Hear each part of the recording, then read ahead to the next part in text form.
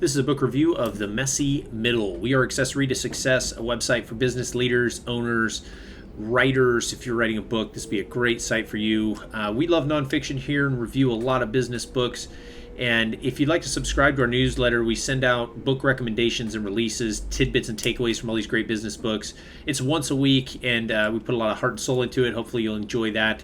There's a lot of book recommendations in this review. You can find links to all of those in the blog post. Now let's dig into the main takeaway from The Messy Middle. Scott Belsky is a person who has walked the walk, founder of Behance, which sold to Adobe for $150 million. He has literally lived through the messy middle. The book speaks of the middle of any venture. The start and finish of any new venture is always euphoric and enthusiastic. It makes for a good story and goes into the history book of the venture. However, it is the expert navigation of the uncertain middle, which is filled with self-doubt and challenges, which brings to fruition your vision and hard work.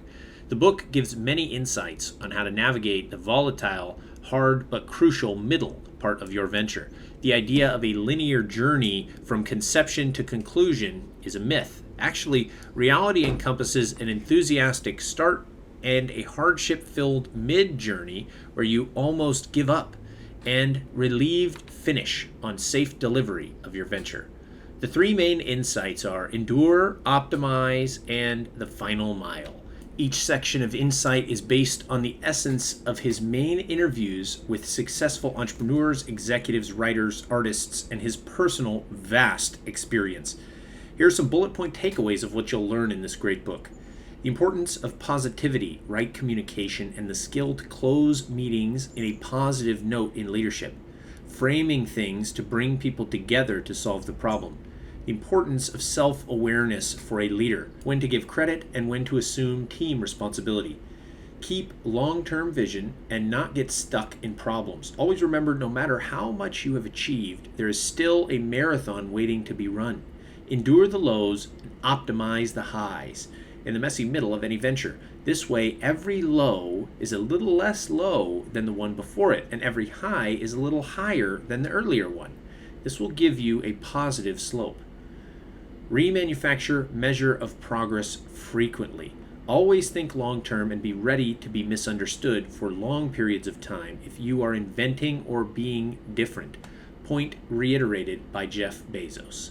Create milestones to enable celebration of short-term wins to keep the team motivated. Increase efficiency before adding to the team. Stay focused on what's propelling you forward. Do not unnecessarily diversify and dilute focus on what works. How to build a great team. Process is only the means to the end. Do not let it dictate your actions. Audit your process regularly. Override email Slack in favor of personal communication. The importance of essentialism. Change is despised before it is loved. Never shy away from change. Case in point, the Eiffel Tower and the Louvre Pyramid. The first mile is the first 30 seconds of your user's first experience. The importance of a stand-in metric. Now on to the main book summary. The book is written in a non-linear manner.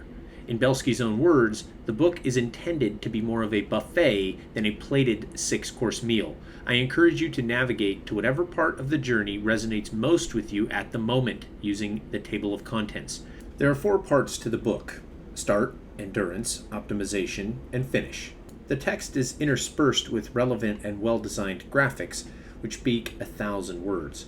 Most of the insights in the book are deep and relevant. Several of the insights can be easily adopted and put into practice immediately, which is a fresh change from many high-level business books. Great leadership.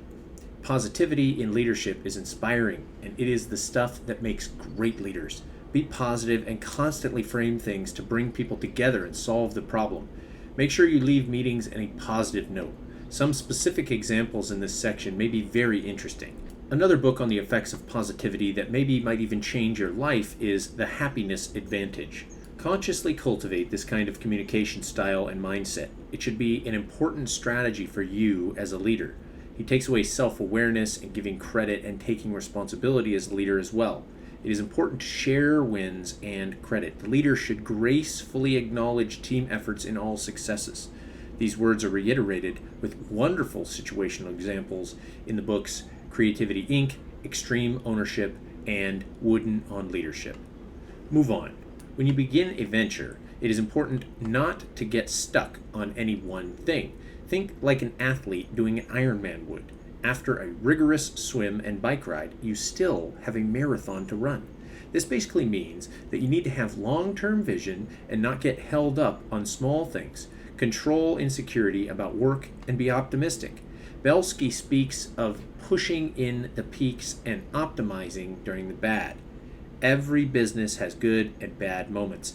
Figuring out what to do in these moments is the challenge. Endure the lows and optimize the highs to always achieve a positive slope in the venture. Again, one of the primary attributes of a winning leader and venture is long-term view. Remanufacture the measures of progress constantly. Be prepared to be misunderstood for long periods of time. If you are inventing or testing waters with new innovations, examples of this can be found in a few different books. Resistance to innovation can be found in Good to Great. To explore disruptive business ideas, read Loonshots. Jeff Bezos' legendary letter to the shareholders of Amazon in 1997 articulates the importance and necessity of long-term focus, sacrifice of short-term profits in order to remain true to the strategy of becoming a market leader, and long-term vision of the company is clearly stated therein.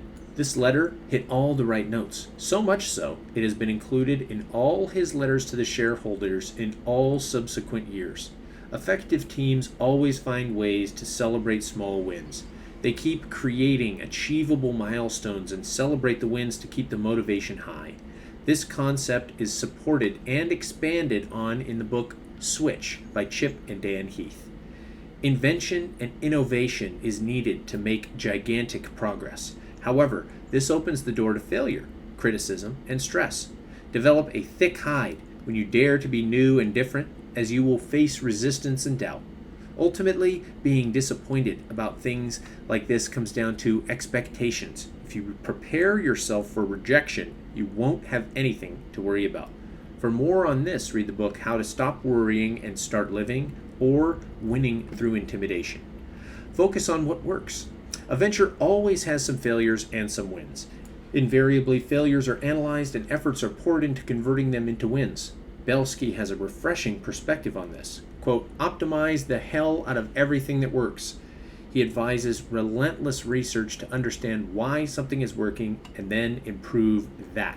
Don't focus on the broken. Rather, expend resources on what works. Optimize and improve on your successes. Diversification also dilutes focus. Milk your wins for all they're worth and only then look into diversification. Stay within your competence circle to keep advantage. Two spectacular books all about the importance of focusing on what works are Essentialism and The One Thing. An extension of this same thought is to determine your core expertise, focus there, and compromise on other things. Again, this point is reaffirmed in the book Built to Sell. Have a vision for the company and understand that it is okay to lose in some areas. Process stalls progress. A process is created to prevent problems, but the more processes, the slower the progress. Process is one of the primary reasons why big corporates like Adobe are not as nimble and flexible as smaller companies and startups. They're bogged down by the need to adhere to process. This is proven to be perfectly clear without any doubt in the book Innovator's Dilemma. A constant evaluation and audit of the process is advised. Do away with processes which no longer serve. Nil process or minimum process should be the end goal of these audits. Influence by Robert Cialdini talks about the process in a similar fashion. Team building. A great team requires judicious structuring and management. Constantly improve on the way you hire. Before adding to the team, make sure existing manpower is well utilized. Look for ways to improve efficiency. Google initiated Project Aristotle to find answers to the question, what makes a team more effective than others? Two great books for this are Who or Bait and Switch. Diversity in ethnicity and personality types is an important factor to consider. This will give you different perspectives, approaches, and functioning styles, which is invaluable. Communication. Team meetings will become immensely easy with visual aids and mock-ups. They better articulate the idea, the vision, and how to get it done. When delivering a speech, you will be able to keep the attention of the audience if you just use a visual aid. This same idea is also mentioned in two other award-winning books, Influence and The Ultimate Sales Machine. Belsky is not a fan of email and Slack for every message we send. Email is not conversational. It is just a way of sharing your ideas. Slack is conversational but open to interpretation, and almost impossible to properly interpret tone. Chances of misinterpretation of what you say are possible in both of the mediums. For conversational topics, recommend in-person or phone communication instead. Embrace change. To make his point here, Belsky uses a delightful example from history, the Eiffel Tower and the Louvre Pyramid. Both these iconic monuments faced many problems, backlash, and rejection in France before they were sanctioned to be built.